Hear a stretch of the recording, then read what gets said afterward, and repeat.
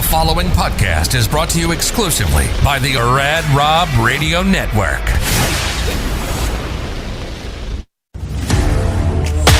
Welcome to Uncanceled with Drake Wuertz, where we put God, family, and country first and challenge the woke cancel culture one episode at a time. Now, please welcome the host of the show, Drake Wuertz, and Rad Rob Francois.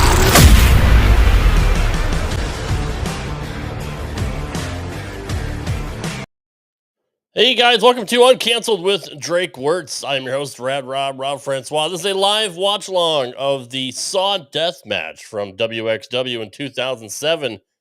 But let's bring in our co-host. He is the man with the name on the marquee. He is the one and only CZW Hall of Famer, Deathmatch legend, ex-PW superstar, Drake Wuertz. Good evening, sir. Hey, Rad Rob, how are you, man? I am pumped for tonight, dude. Very pumped. I am too. It's good to see you. Good to have you here. Yeah, man. I'm excited to be here and to watch this match back. I mean, it was, 2007, 16 years ago, you know. So, I was just a little kid at the time. So, excited to watch that, give the fans a little bit of insight.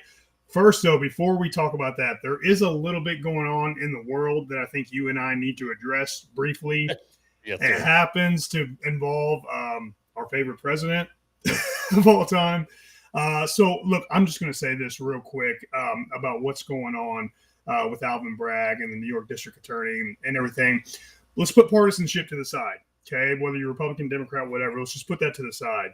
This is an absolute political weaponization of our justice system, and for something that's just so ridiculous. Okay, a non-disclosure agreement, quote unquote, hush money. Look, argue all you want. That's perfectly legal. Might be immoral, but perfectly legal. Vince McMahon has had people sign NDAs all the time. So anyway, just a ridiculous weaponization of a political opponent. I think it's going to backfire. It's just going to cause him to have a lot of steam going into the 2024 primary and general. But it's crazy times that we're living in here in the United States when a former president has been indicted. It's pretty ridiculous. And I mean, look, the funny thing is, though, this actually sets a precedent because now Joe Biden is able to be, arrested and arraigned. And I mean, if they're doing it to Trump, they can do it to anybody. So this kind of sets the bar and opens a can of worms for everybody. And they don't realize how dumb they are and how short-sighted they are by just being so blindly hatred towards Trump. Now we got Pelosi, we got Biden, we got Fauci, everybody can get sued now. So. It's crazy, man. But hey, it's the times that we're in. But tonight, hey, we're going to watch the SAW Deathmatch, which has nothing to do with partisan politics. Nothing at all. Couldn't be farther from that at all. That's why I love wrestling. That's why I love wrestling, because I don't have to think about politics. I don't have to think about, like, when I'm in a locker room or when I'm in a ring. It's like the greatest feeling that I don't have to think about anything else in life. That's what's great about wrestling. So that's absolutely true. So I have not seen this yet. I've heard some horror stories about the match. Yeah. But set this up a little bit before we watch the match. Yeah. So I'll set this up. For this match was actually considered very, very controversial, and we got a lot of backlash and a lot of heat, as they say. From traditionalists and from even deathmatch guys at the time that said we took it too far. I think by today's standards, from what you see, I think it's fairly tame compared to the standards of 2023. But we did go. We went hard. Brief backstory, and we'll talk about it more as the match plays on. This was my first ever booking outside of the United States, first international booking. This is March of 2007. I had been in CZW just a few months at the time. By God's grace and by the ability that, the fortunate circumstance that I had to work with a lot of great talent, my name started to rise really quickly. And so, I got the attention of WXW in Germany, which is the company that facilitated this match. I worked for them for a long time. This was the first time I worked for them. I got booked on MySpace. That's how I got bookings back in 2007, was through MySpace. I could not keep a working prepaid cell phone. Texting cost 5 cents a text back in the day. So, but anyway, I got booked on MySpace, got my passport, and then Thumbtack Jack messaged me and came up with, he had the concept of the SAW Deathmatch, which was based off of the SAW movies that were very popular in the mid 2000s. And, you know, he had this idea of using razor blade chairs and razor blades and syringes and saws and handcuffs and stuff like that. So really outside the box. And this is my first time in Germany. I didn't know if I would ever come back. So I was like, well, let's just have the craziest match in history. And let's see what happens. So it is in a underground wrestling school. The German government was not allowing blood at the time, so this was underground. There was a secret email sent to members of their fan club. It sold out in 17 hours. All 117 fans that were allowed to be there, it sold out. And then we have this match that's about to happen right now. Well, I'm looking forward to it. I am watching it as part of High Spots Wrestling Network. If you guys are not subscribed, please do that. Drake put out a very poignant post in a deathmatch group on Deathmatch Elite on Facebook saying, you know, don't download shows off of YouTube, or don't post camera, fan cam shows to YouTube. Like, the guys get paid for this stuff and they get royalties. And well, yeah, just to be clear, I was trying to kindly and eloquently urge people not to post entire matches from their cell phone in the front row. Which you did. Yeah. That disincentivizes the consumer from going to pay for the product. But yeah. But even with SPW Wrestling, they have their own, network now on their website. Yep. I mean, you guys get paid off of that, and by people posting these outlaw videos and stuff like that, it hurts the guys and the girls. So for sure, High Spots has a lot of my old good stuff. Pretty much everything, honestly. Well. And it's a great value too. So this is off HighSpotsWrestlingNetwork.com. It's actually part of a cool playlist that High Spots put together a review. They got 10 of your greatest death matches from 2007 to 2012. So those are all in Germany too. That's the yes. Yep. So let's go. I'm ready to play it. Cool. And guys, while this match is happening, feel free to type in your questions. I see one here from Cameron Lonergan. I'll answer them as much as I can, as well as talking about the match. Rob, you can go ahead and hit play. Sure. Yeah. Cameron asked, "What's Drake's favorite death match and favorite traditional match? Favorite death match ever?" Der Ringsprecher offensichtlich Steve Corino. Yeah, the one I had with Schlack at XPW last year. I'll explain it more in detail down the line of why it's my favorite. And then favorite traditional match was against Adam Cole, PWG All-Star Weekend 2013. And when sometime I'll explain why that's my favorite as well. It's just very special to me. So here we are. We're in this wrestling, this WXW wrestling school. There's Thumbtack Jack. This is in Krefeld, Germany. Thumbtack Jack, who went on to Tony. Oh, Thumbtack Tony. Sure, why not? I think you mixed up Too Tough Tony and Thumbtack Jack. I did, because I actually watched Teddy Hart against Too Tough Tony today, actually. So there is the Ultraviolent Underground title that I have. Adam Finch is wanting to watch good wrestling. MJF singing wasn't doing it for me. Okay, we're glad to have you here. Nice. Hi, Adam. What's up, buddy? Yeah. Adam's a friend of mine. So I had the Ultraviolent Underground title there. That meant a lot to me, and I took it, outside of the United States because we wanted to make it a world title. And so I was very, very proud to travel around with the Ultraviolent Underground title. I had a mission at the time to kind of elevate it to make it more important than the world title. All right, here's the first Saul type thing. Hey, Thumbtack Jack, you corrected the graphic. So now we got a razor blade chair that he just pulled out, and the fans there. It was as soon as he pulled it out, The fans literally went, Nee, ich habe mal ein Razorwire Board gesehen und das hat viel Fett durchschnitten an diesem Abend. TJ Drake. And so again, I was 21, 22 at the time, maybe, just starting to become a full-time wrestler. I was splitting a studio apartment with Scotty Wuertz. Our rent was $300 a month. Wow. So, yeah. Nice. He slept on the air mattress and I slept on the couch, and we were a roaming deathmatch rock and roll game. Nice job, dude. You know what? This is the first time I've ever watched this match in its entirety. Really? No kidding. Yep. Well, good. Cameron asks, average deathmatch wrestler's favorite weapon of choice. I'd say probably light tubes. I mean, just you can't go wrong. They look cool. I mean, they're awesome. They do. Rick Johnson, we covered Trump in the beginning. If you want to go back and watch the beginning of it, but it's kind of messed up what people are allowed to do nowadays. Okay, so we're both going for our finishers. It's kind of painful watching a little bit of like the in-between wrestling stuff with the mind that I have now, you know. Yes. But, you know, it's okay to appreciate where we were at back in the day. True. Awesome, Liam. Hello, welcome to the show, Family Fun Network. What's going on? Family Fun Network. Liam's here. Awesome, guys. Thanks for coming on. I think Michael Servino from Kings Road Wrestling is supposed to be on here. Oh, nice. At some point. Okay, now we're doing the chair duel. This is a classic Masato Tanaka, Mike Awesome thing that every wrestler from 2007 did. Yes, that's true. Okay, right there.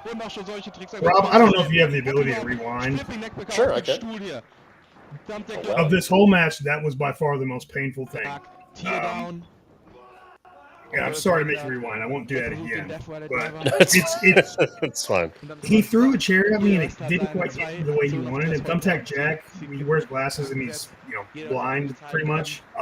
So he then grabs the chair and he hits me, but with he blasts me with the lip of the chair, and it instantly put a hole in my head. It was really good. Okay. Right here, he got mad and he took it out on me. Watch this. Yep. And that night, I went to the hospital in Germany. I think the statute of limitations is up, so I'm going to go ahead and tell this story. All the crazy stuff that we do in this match, that chair shot is what sent me to the hospital. I go to the hospital in Germany, and I give them a fake name at the direction of a couple of veteran wrestlers. Chris Hero was also at the hospital with me, and I remember that the German doctor gave me stitches and did not put Novocaine at all, so it was very, very painful. But yeah. I escaped with some stitches, and then Chris Hero, being the gentleman that he is, went and got me a Burger King Whopper. Oh, that was nice. Okay, now we got the razor blade chair. And Thumbtack Jack, way ahead of his time. Like, he had that whole kind of goth, alternative look down before anybody else. This is nasty. All right, so I hit him with the razor blade chair, and it was so scary because I instantly saw. Ooh, yeah. It jigged him, dude. Yeah, when you instantly see blood like that, it's a little concerning. It's a little unnerving, I can imagine. Yeah, he told me, he's like, hit me in the back with that razor blade chair. Oh, ow. Now that's a safe chair shot. With the seat of the chair. Yeah. Hitting your head. It looked like it hurt. Not the lips of it, so. Yeah. See how nice I am? I did not even receive him. I still took care of him. So. He looks pretty solid. I mean, he's got skills. Like he's a pretty smooth wrestler. Oh, he went on to become a legend, dude. And he didn't have that long of a run. I think he stopped in maybe 2011 or 2012 or something. Really? Wow. I always like that spot. Yeah, he came to America a few times. That spot I stole from Necro Butcher. Necro made that famous back in 06, 07.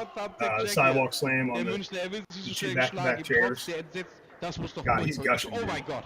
Wir haben gerade gesehen, kaum blickt Oh, he's got you. Ich verstehe nicht. I mean, you rubbed it across his back for crying out loud. Yeah. I mean, it was just one shot with it. Diese Menschen Um, haben große Cameron wants to know who's the opponent you can just get in the ring with and just have fun with. Like it's just like a night. Like a night off. Yeah. It was Danny Havoc. It was Danny Havoc. Yeah. We had a lot of matches and had a lot of great times, and it was a blast. That was my trademark bump during the era. Have the guy move. It was funny whenever I eventually hit it. People were very shocked. It's like Ric Flair, right? Just Yep. finally hitting the chop off the top or the double axe handle. Okay. Oh, handcuffs. Okay. Here's an ode to the SAW movies, and this was all TJ. Okay. He's I also give him props for being incredibly creative and outside of the box. He would never settle for anything basic. He would never settle for just kind of like, hey, brother, let's go out there and just get it over with. Like he put, no matter where he was, he put a lot of thought into every match. Canuck Construction's on here. Welcome, Canuck Construction. But yeah, Thumbtack Jack put thought into every single match. He really put a lot of detail into his character, the marketing of his character as well, his gear. He came to America a few times, had some really great matches. He won a tournament of death type thing. Yeah, it was really cool. Rick Johnson, highlights of PWG. I saw you were doing a Sabu gimmick. During that era, I was working in Japan quite a bit, and Abdullah Kobayashi gave me his headdress as a gift and a sign of honor for being his tag partner. So I wore it back in the States a few times. That's pretty cool. But I mean, can you not say that about like all deathmatch guys? Like you guys are considered rogue or underground or outlaws by a lot of traditional fans. Like you guys have to put a lot of attention to detail in it because you have to kind of stand out and do something special, right? For people to take notice and take. Yeah, you guys take, for sure. You guys take pride in what you do. So right there, that was kind of an ode to the SAW movies as well, talking about the key, or I'm not a big horror buff, so I didn't really watch them. So I kicked him, and then I grabbed the saw. I saw my handcuffs away.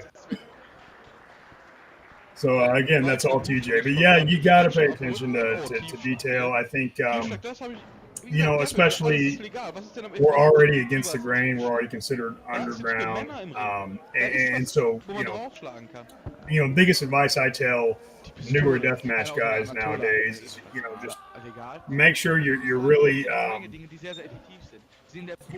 do whatever you can to stand out and be different, and just don't punch your bump card way too much too early. Like, I got fortunate where I could still walk and I could still perform. At 38 years old now, but a lot of guys can't. And perform well still, honestly. I mean, body slam on the concrete. Oh, I remember. This is this is sick what he does right here. Watch this. That was cool. Dude, like effortless, like it was nothing. A tiger wall backflip. Nice.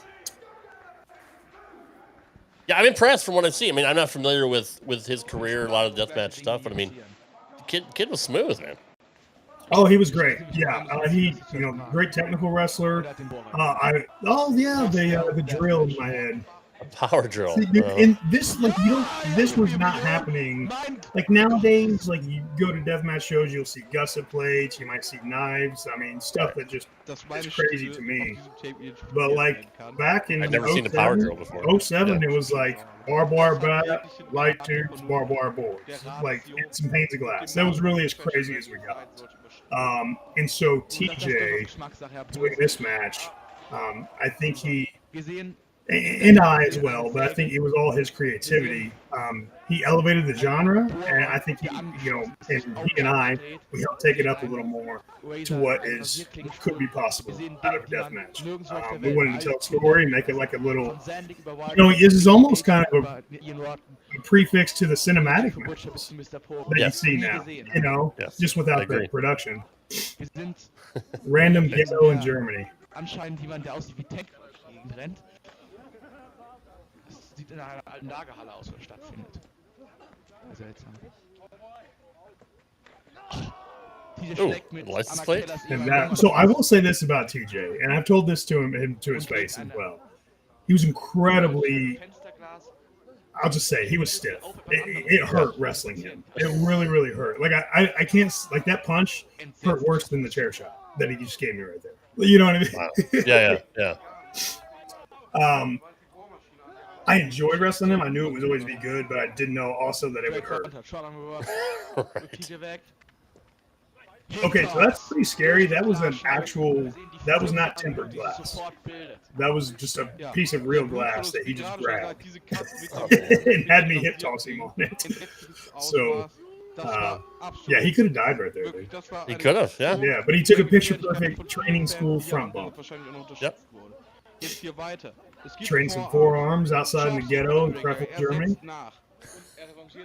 Looks pretty sketch. Random Nacho Libre apron shirt. Didn't even notice that. That's awesome. Absolutely. But yeah, TJ, man, he was a stiffsky. That's for sure. I don't think he did it on purpose. It's just how he wrestles. Works snug. Yeah. He would totally take it back. You know what I mean? Well, we've seen guys like that too, you know, like Hardcore Holly like to work stiff, and William Regal like to work stiff. But I mean, you know, Mick Foley, Vader, but they like taking it back too. So. Oh yeah. The tables in Germany are a pain in the neck because you got to grab two sawhorses and the other table. You got to space them apart properly. I mean, this was my first experience with them. You got to have a license in contracting. Yeah, I was very confused. Corey Roses is asking why we wrestled in the warehouse. Earlier on, I kind of explained it, but this was in Germany an underground show, 18 and over show. They weren't allowed to do any blood or death matches at their normal shows, so this was kind of like a secret event that was held underground outlaw style, where fans were emailed, you know, an option to buy tickets, and it sold out really quick. The capacity that they're able to put in there, whatever it is, but that's why we're wrestling in a warehouse, because we were not allowed to wrestle in a proper arena. By the way, shout out to the ref for helping you set the table up. Yeah, he was also one of the promoters, Toss. Nice. Yeah. I love a ref. That's always handy.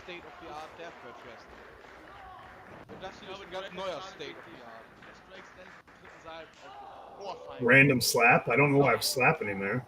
I don't know. It looks good. Oh, I love a good superplex.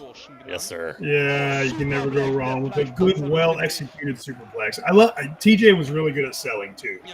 Yes, I see that. Yeah, that was flush too. Really good at selling too. At points, sometimes I would be like, "Oh, damn, dude, is he hurt?" You know. Rick Johnson wants to know about the light tubes. Why do Death Slashers like light tubes? And we've talked about the fumes and how horrible that is too, and it's probably not good for your lungs here. Yeah, I've never heard of a wrestler dying from it. I mean, we'll all see what we look like generations from now from breathing. No kidding, right? We enjoy it. I personally enjoy them. A good explosion. It looks good. It sounds good. Yeah. Explosion, and it's legitimate. I mean, it'll legitimately cut you. And I like being very creative about how light tubes can be introduced into a match. So that's my razor chair bump. And you're not really selling there because I mean that hurts. It did. It felt. Gosh, I don't want to say weird, but it felt awkward. Yeah. It wasn't like a sharp pain. It was like, oh my god, there's razor blades in my back right now. Like, right. You know what I mean? Like, yeah. And I still have 3 scars down my back, like 3 perfect lines of 3 of the razor blades that really cut me deep on that. But if he was willing to take it, I was willing to take it. Yeah, you have some pretty impressive scars over the years. I will give you that. Thank you, man. All right, first time syringes were ever introduced in wrestling ever. They're used way too much nowadays, I think. But yeah, this is 2007. Like that's innovative, dude. People were crapping their pants, dude. Like they were. When I got back to the States, we got obliterated. They were like, "Oh God, you guys killed the business. You guys use syringes, razor. You know, garbage wrestling. You kids will never make money. This, that, and the other. And you know, it is what it is. But yeah, this is some, you know, again, first time syringes have ever been introduced in a wrestling match. And now it's somewhat half common in death matches. Yeah. Once this, I think there's a little bit of a botch here where TJ tried to give me something on the apron and it didn't really work out. It happens. We recover though. Look at it. That's legit blood on my back, dude. You know, from that razor blade chair. He just screw it, just trap you. I think I can get right back up real quick and we fix this.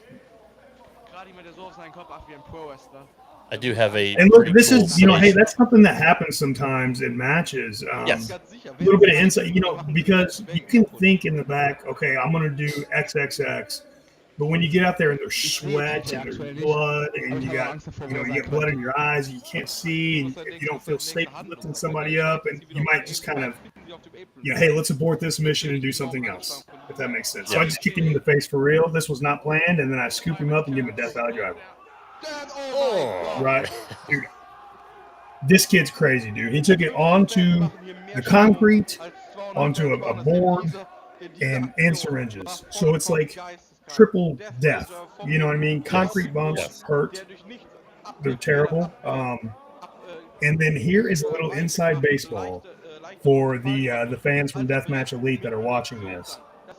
Several of Thumbtack Jack, he had a few syringes under the apron there that were legit and had the needles. The other ones, they didn't have. They had clipped ends on them. I got you. Okay. So again, I'm peeling back the curtain a little bit here, but those ones that were he stuck him in his arm himself because he wanted the fans to, you know, that he took the Death Valley driver and syringes got stuck in his. You know what I mean? That's going all the way with it, man. Rick Johnson did no measles vaccines, nope. And so the ref dude, like he's got like that. I don't mean to be gross, but it's like thick, dark blood coming out of his back. You know what I mean? Like that's that's going to need some attention. Type blood. Mine too. I mean, I got a good back color going on here, but dude, that razor blade chair messed him up, bro. Yeah, I can imagine. I mean, that's like literally going all the way to sell the syringe thing, just by sticking syringes in your arms, like, and the rest are gimmicks. Like, that's just. Dude, he was dedicated. Yeah, dude, that's all I can say. It's picture perfect Hurricane Ron. Like, Thumbtack Jack was a great wrestler, dude. Like, I have a pretty good summation of this at the end in review that you're gonna enjoy from a fan that watched it. Okay, cool. And look at him selling, like, you know, slowly going over for the cover and everything. So, dude, the syringes all over the ring, man. Like, you gotta think, like, he's lost a lot of blood too. So I mean, it's like, I know there's adrenaline and all that, but like, I'm sure he's feeling it at some point. Yeah. Did they have any death match in New York or New England? New York, it's tough with the state commission's pretty strict. New England, I remember CZW did a couple shows in Massachusetts, and they had I want to say Nick Gage wrestled John Moxley in a no rope barbed wire or something like that. And now you go to Jersey, right, for XPW? Yeah, yep. And it's in Newark. I mean, it's right across from New York City, so it's pretty much New York. Pretty much. Yeah. Well, don't let people from New York hear that. This is best. Cameron's asking who's the best bleeder in terms of amounts and selling. It's gonna be a tie. It's gonna be a tie between Arrow Boy and Matt Tremont as far as best bleeders and sellers. I guess you're asking me like that combo, like who can sell and bleed really good. And it's a tricky combination to have. There's a lot of good bleeders that don't know how to sell the ball.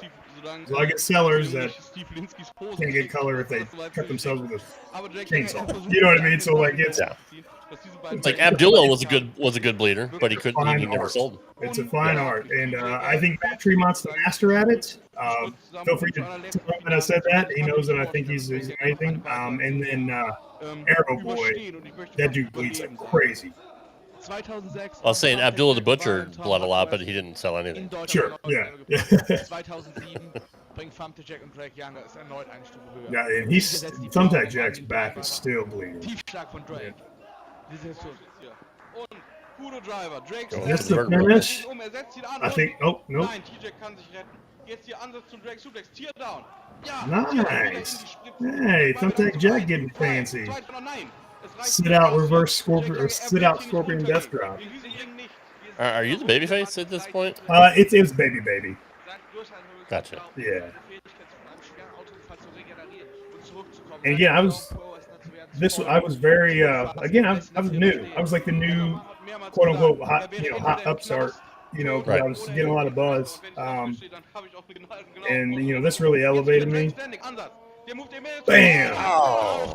Forget your life, dude. You're done. 1, 2, 3. To the pay window and to the hospital. There we go. Yeah, no kidding. Yeah, no kidding, dude. Oh man, that was brutal. Look at the people, dude. Yeah, there was they look horrified and happy. Like maybe they're happy that it's over. There was like 200 or 300 more people that wanted to get tickets, but you know what I mean. So like it was like these people. I don't think they realized what they were going to see. You know, I don't think so either. That's what I'm saying. Are they applauding because it's over, or it's brutal? And there was not a lot of deathmatch action in Germany at the time. You know what I mean? And correct me if I'm wrong. Isn't WXW still around to this day? Oh yeah, they're doing great. They're on the. They got a deal with the. Or they had a deal with the WWE Network when it was a thing. Where WWE Network was streaming their stuff. That's right. Yes. No. One of our favorite wrestlers and a guy I've wrestled a few times, Walter or Gunther. Gunther came from WXW. That's right. That's okay. Yep. That's what I thought. If ECW came back, would you become a referee or a wrestler? Referee.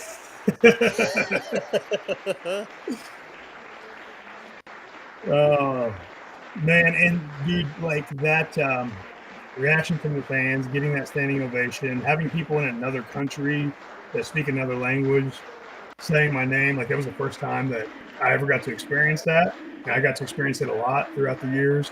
It was really cool, man. And like even like now, like I got goosebumps, like just thinking about it, and from this point on, this is really important. I hope newer deathmatch guys can really grasp this. Oh, that was gross. From this point forward, we use this match to elevate our individual careers. You know what I mean? And so we knew that we had something special here. And we, obviously we lived in separate countries. So we knew that we could do a couple of more matches and that they would be kind of a big deal because people weren't going to see us together a lot. You know what I mean? Right. And so this was March of 2007. We waited all the way and we built up until September of 2008 to wrestle again. So wow. And we did a no rope barbed wire match in an arena. I'm sure we'll watch that sometime. It was amazing. Sold out, standing room only. And then we had our final match 2 years later, 2010, at the ECW Arena in Philadelphia. We should watch the whole trilogy. Yeah. We should. Fun to do. We should. They call that trilogy took years off my life and my career, so we should watch it. But we did good business. Made some good money at the time for it, and people still enjoy those matches today. And I think again, I want to say that Thumbtack Jack and I really broadened the horizon for deathmatch wrestling. Prior to this, the common misconception was just fat guys that cut each other. Guys can't wrestle and stuff like that. And so we really kind of just wanted to shatter that misconception and just say, hey, this is deathmatch wrestling. This is what it is now. And so my point being, any young deathmatch wrestlers, when you have a good dance partner, like I did with Thumbtack Jack, or like I did with Moxley or Gage, when you got something there, kind of think big picture down the road. Think big picture, the most mileage that you can get out of it, and get creative, man. It's awesome. Just spitballing with your partner and with the promoter or booker or whatever, and just kicking the tire and seeing what awesome ideas come up. And so I was fortunate enough to work with Thumbtack Jack, man. I really appreciate Alex and all that he did for me. And I hope he's doing well nowadays, man. He's an incredibly creative guy, smart guy. I miss seeing him. It was cool seeing him a couple times a year. Did you ever have any concerns about blood diseases or viruses when you were getting cut in your death matches? Early on, no. I was just a young kid. I didn't care, right? You know what I mean? Right. When I became a husband and a father, yes. And when there was a couple of like scares or concerns of some of the guys with hepatitis, got pretty concerned. But then I just started getting tested a few times a year. Right. You know what I mean? So yeah, that's what it was. The concerns there, but yeah, man. So I love the fact that this, they had the confidence in you to put you over as the new guy for one. Yep. And how much it did for your career at that time, just like the, Axel Rotten putting you on the map, when you wrestle for him as well. Like Ian Ian Rotten, you've had some pretty pivotal, moments in your early career. The Barefoot Thumbtack match that we watched, that set up CZW, CZW Tournament of Death, my performance there. Again, for those that haven't watched my match with JC Bailey on this podcast in the archives, we do a watch along of the Barefoot Thumbtacks match. Yep. Go back and watch it. A lot of great stories and detail there, but that set up CZW. Zandig on my debut let me go to the finals of Tournament of Death. That's freaking unheard of. Yeah. Had three chances to go out my first time with CZW, so that was a no-brainer. And then that set up the international stuff, which led to PWG, which led to WWE, which led to me getting labeled as a right-wing conspiracy theorist. And now I'm in WWE. I mean, you got to think about how respected you were and how good you were, because William Regal, brought you on just from your deathmatch career, and I can't imagine he was a fan of the style, or maybe he was, but I mean that's he had enough confidence in you to know that you were pretty special. He was not a fan, but he appreciated. Right. That's what I love about Regal. And, he appreciated it, and he gave me straight up honest advice, and he said the same stuff to Moxley too, as well. Yeah. He appreciated it. He saw our effort. He saw that we had passion for the business and heart for it, and that we were doing it for the right reasons. And so therefore he wanted to help me. What song did you pick in the indies for your entrance music? I went through a few eras early on. My first theme music was Godsmack Whatever. I'm doing the best I ever did. I jammed that song so much back in the day. I was like, this is my entrance music. So that was my music for a while. And then I did a Warrior's Call by Volbeat. I had some Simon and Garfunkel music when I was a heel for a minute. And then that's awesome. And then in IWA, Ben Jordan, who was a commentator, I actually had music specifically for IWA. It was a song by Nas and Jay-Z, which is kind of ironic nowadays. The song was called Black Republican. It's like an awesome beat. Yeah, awesome beat. And then my final music, which I still use to this day, is a custom song by Particle Don. He did custom songs for me and Danny Havoc, and I still use it to this day. Nice. That's awesome. Yep. Guys, I thank you so much for joining this, and I hope you guys, got a little bit of insight into this match with Thumbtack Jack. I hope we can watch the other matches in the trilogy down the line as well. There's some good backstories of when he was in Philadelphia and the Nowhere barbed wire and all that stuff. So, yeah, man. I do actually want to give you the review real quick. I almost forgot. Okay. From this match with Thumbtack Jack. The build-up. The match originally came to fruition after German deathmatch wrestler and Mike Quackenbush trainee, Thumbtack Jack, cut a promo on YouTube challenging then CZW Ironman champion Drake Younger to come over to Germany to wrestle him in a deathmatch inspired by the then popular SAW film franchise. at the WXW Westside Dojo. Naturally, Drake Younger accepted. What a foolish, foolish man. Who is this review from? It's Dr. House's Sink. Okay, it's not. I mean, is it long or? No, it's not too long. Okay, yeah, let's hear it. He said it should be noted, to the surprise of no one at all, that Thumbtack Jack has since retired from the in-ring competition. He said perhaps doing retarded ass matches like this will shorten your career after all. So apparently this guy was not a fan. Sure. He said that this is one of the most controversial matches to ever air on his website. The SAW Deathmatch is not for the faint of heart. In fact, it's the first time it was aired on the Sync Tube. People actually left in droves to get away from the violence. As time has gone on, people have become slightly desensitized to the nature of the violence, although people first experiencing the match will cringe in horror. So apparently it's even too brutal for this guy. But yeah, man. Look, you know, it obviously it wasn't for the faint of heart. Rick Johnson says, "Are you going to change your name to Drake Older when you turn 50?" I think I should. I think I should. But look, it wasn't for the faint of heart. We knew we were going to take it, you know, over, but it paid off for us. You know, people are going to hate it. People are going to love it. It is what it is at that point. You know, you can't focus so much on the critics. You just got to, you know, that's the thing about wrestling. Kind of doesn't matter what you did last week. You got to keep going forward. And so, look, it paid off for us. I wish Thumbtack Jack would have had a longer career. His matches, because he went so balls to the wall, his career got cut short. He got injured quite a bit. And, you know,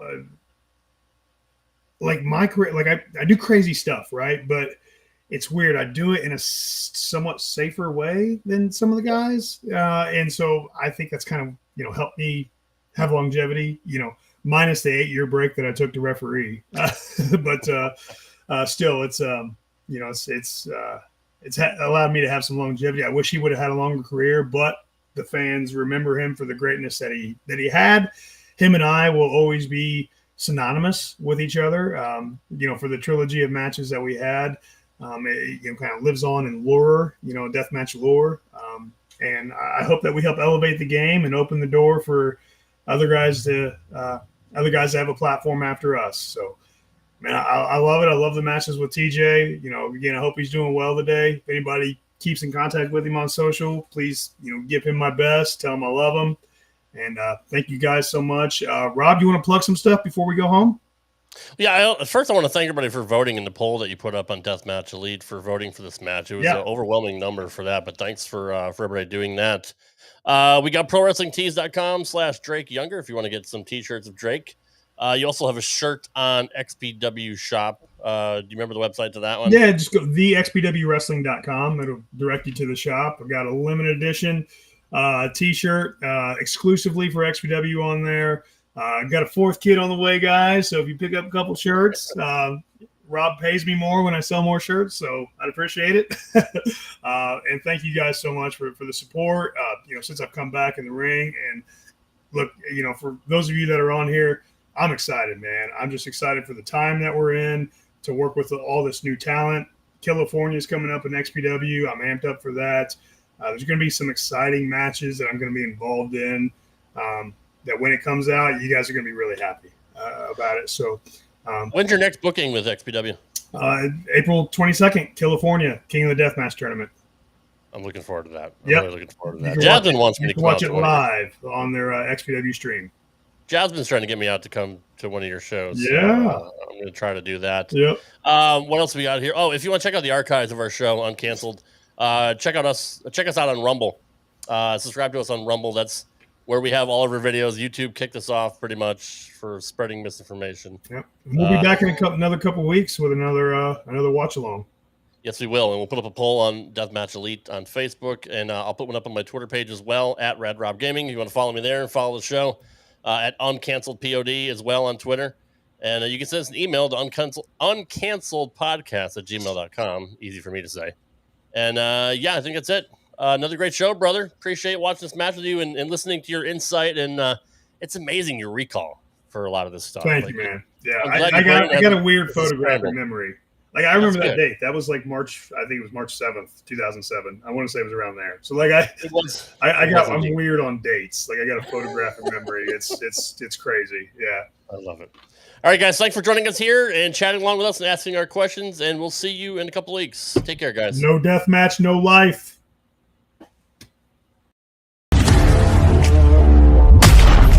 Thanks for listening to Uncanceled with Drake Wuertz.